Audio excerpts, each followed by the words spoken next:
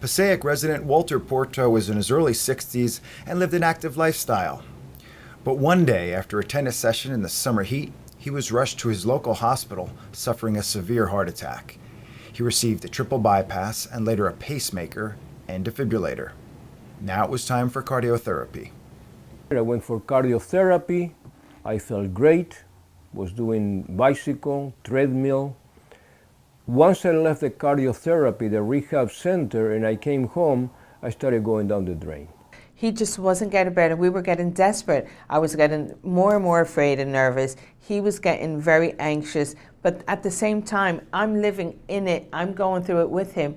I'm not seeing how bad he looks. I'm not seeing that he's disappearing before my eyes. We thought we were just going through ups and downs, although at those sleepless nights when he couldn't sleep and he's tossing and turning and couldn't breathe or felt like he couldn't breathe, he'd say, "I need a new heart, Sandra. I need a new heart."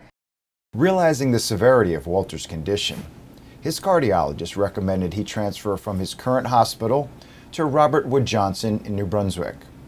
And they did all kinds of tests. They told me that I had less than 6 months to live. I told them, "Don't worry about it, time flies." He said, "No, he said, you're not taking me serious." "I'm serious." I said, "What do you want me to do?" I called my wife, and I called my kids, and I said, "Listen, the doctor said I have 6 months to live. I'm not gonna worry about it. I'm not gonna stress about it because it gets worse. I might even last six months. I might last 3 months if I stress over this." So, and I started crying, okay? I mean, at the beginning it was a joke, but I started crying. I didn't think I was ready to go. So he said, "Is there any way to extend my life?" He said, "Yeah, I can put a mechanical device in your heart and extend it for about a year and a half until we find you a heart." I said, "Well, when would you do that?" He said, "Monday, 8 o'clock in the morning." I said, "Okay, what's gonna happen if we get a heart between now and Monday?" He said, "No, you're all negative. Nothing is impossible. It's gonna be very difficult to get a heart. That's not the question. The question is, what's gonna happen if we get a heart? Are you still gonna put the machine or you're gonna get the heart?" And he left. On a Friday morning, around 10 o'clock in the morning, he comes in and he goes, "We put you on a national network. If you don't get a heart within 6 months, you'll die." I said, "Doctor, can you do me one more favor?" He goes, "What?" "Go to your office and wait for the phone call." So he went like this to me, like I was in denial and I was crazy. So they left. My wife went one way, the doctor went the other way. 2 o'clock in the afternoon, he comes back, 4 hours later. His arms are up in the air. And he goes, "I don't know what happens. I just got a call. I have a heart for you, and I have to do the transplant immediately."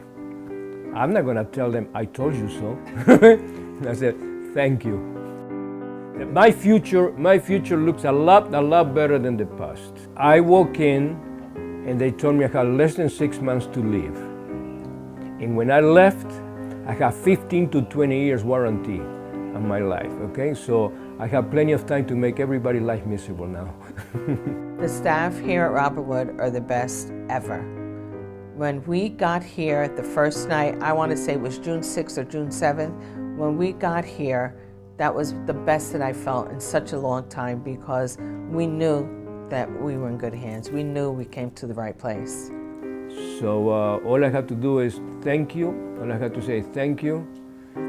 Should you have a problem, you know where to go. Robert Wood Johnson.